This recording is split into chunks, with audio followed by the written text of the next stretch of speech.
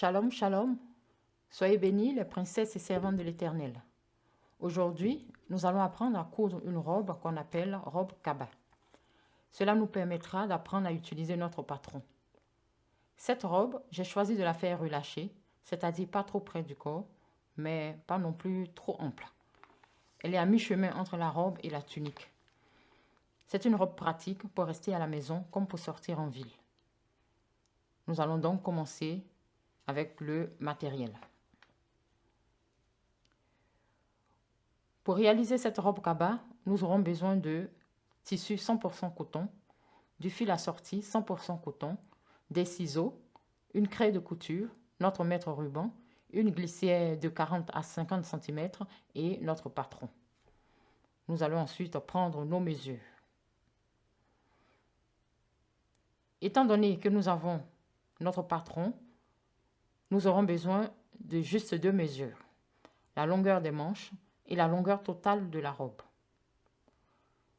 Nous allons nous intéresser aux coupes à l'aide d'un croquis. Voici donc comment nous allons utiliser notre patron pour les différentes coupes de notre robe kaba. Voici donc comment se présentent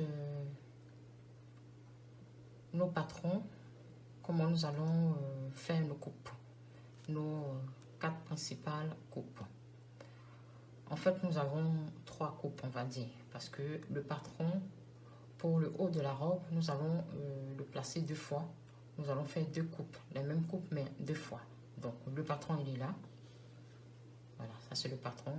On va le placer sur le tissu qui a été replié deux fois. Et donc, notre coupe, nous allons la faire en rajoutant 5 cm de valeur de couture. Et donc, au-dessus de notre patron, nous allons rajouter 5 cm de valeur de couture. Voilà. Et au niveau de la coupe du bas, nous allons découper en descendant tout droit. Voilà. Pour avoir un peu plus d'aisance. Donc, nous avons rajouté plutôt, 5 cm de valeur d'aisance. Pour ne pas que le vêtement soit trop plaqué sur notre poitrine. Et donc, la coupe va se faire à mi-chemin entre la poitrine, entre la ligne de poitrine et la ligne de taille. Voilà, nous avons là notre ligne de poitrine et là la ligne de taille. Notre coupe, nous allons la faire à mi-chemin entre ces deux lignes. Donc, la coupe, on la fait là. Voilà, on a rajouté là 5 cm de valeur d'aisance. Voilà. Et cette coupe, nous la faisons deux fois. Voilà, sur notre tissu. On la reporte deux fois parce que le haut de notre robe kaba sera doublé. Voilà, c'est pour ça qu'on fait les coupes maintenant deux fois déjà. Ensuite, pour la manche, il faudra placer le patron de telle façon, de telle sorte que la manche soit sur le bord du tissu en fait. Le tissu a été plié. Donc voilà comment se présente notre patron et la manche sera coupée comme ça sur le bord. Voilà notre manche. Ensuite, pour le carré de tissu, pour le bas de la robe, nous allons couper le tissu deux fois ou deux fois et demi notre tour de poitrine. Voilà, en supposant que notre tour de poitrine c'est là, on va le mesurer et on ajoute une fois, ça fait déjà deux fois ou deux fois et demi selon la quantité de tissu dont nous disposons et selon les forces, selon le résultat que nous voulons obtenir. Si nous voulons un peu plus de fronce, il va falloir prendre deux fois et demi ou trois fois, ça dépend comme on veut. Voilà, alors moi je prendrai deux fois le tour de ma poitrine. Et voilà comment va se présenter notre carré de couture. Il va falloir faire deux lignes de fronce. On fait toujours deux lignes pour une sécurité. Au cas où, pendant le processus de fronce, une des lignes se casse, on aura toujours une deuxième ligne pour faire notre fronce. Alors à ce niveau, il va falloir voir la vidéo sur la jupe froncée où j'ai donné tous les détails pour pouvoir froncer notre tissu. À la couture, à la main, pour celles qui font la couture à la main, il va falloir utiliser le point bâti pour faire les fronces. À la machine, il faut utiliser le point droit, mais il va falloir relâcher la tension de 1 ou 2 mesures pour pouvoir avoir une couture relâchée. Voilà donc comment se présente le croquis de nos coupes.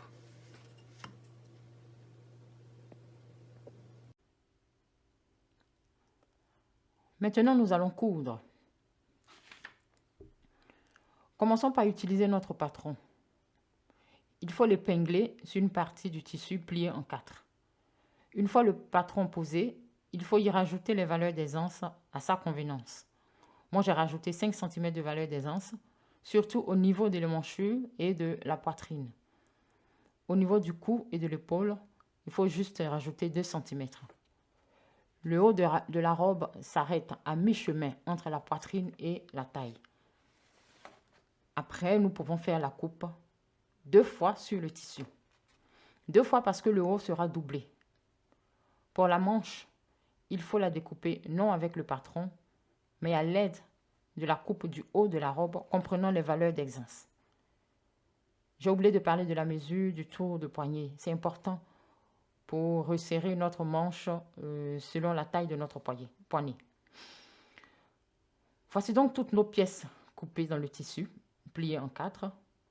Pour le bas de la robe, qui est la plus grosse pièce, le tissu doit être plié en 2 sur la longueur et la largeur sera à notre convenance pour les fronces.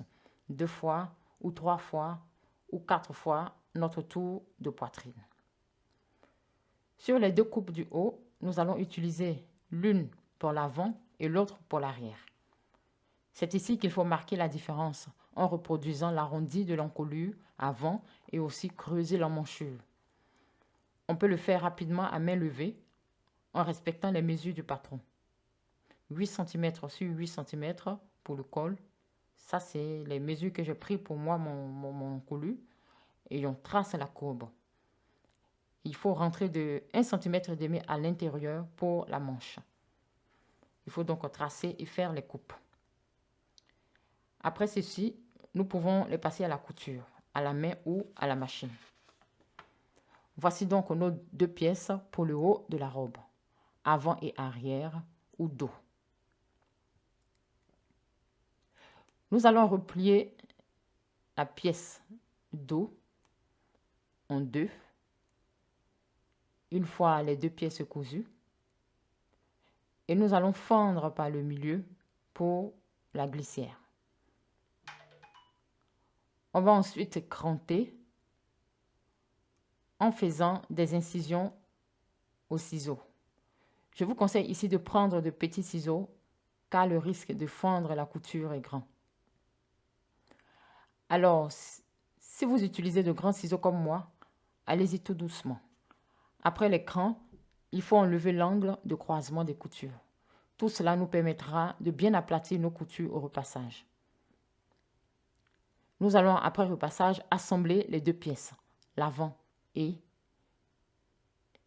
l'arrière, l'avant et le dos, en les cousant sur les épaules. Il faut épingler pour bien tenir et coudre. On s'intéresse maintenant aux manches. Nous avons déjà nos 2 manches, puisque le tissu a été plié en 4 pour la coupe. Seulement, il va falloir appliquer nos mesures, longueur de la manche et tour de poignet, en ajoutant toujours 1 à 2 cm de valeur de couture. On va procéder exactement comme le haut de la robe pour les manches. On aura un côté avant et un côté arrière. Il faut juste enlever 1,5 cm en respectant l'arrondi de l'emmanchure parce qu'il va falloir les faire coïncider. Le côté avant de la manche sera moins creusé pour qu'il coïncide avec la partie creusée du haut. À ce niveau, il faut placer les manches de part et d'autre du haut et vous comprendrez, côté creusé contre côté non creusé. Après ceci, on épingle et on coud. N'oublions pas la glissière.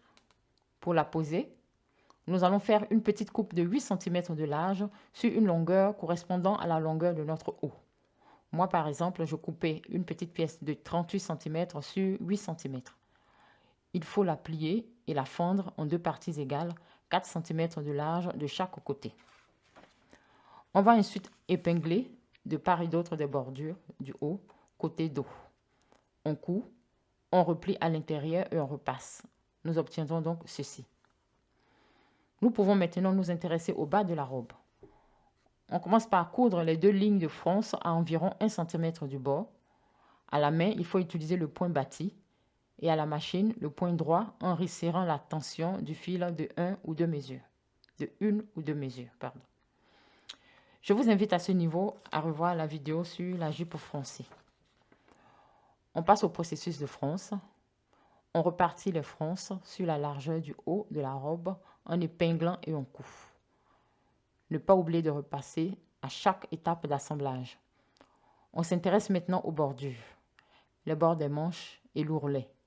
Pour les bordures, il faut replier le tissu 2 fois sur 1 ou 2 cm et coudre en faisant un ourlet à la main pour passer à la machine.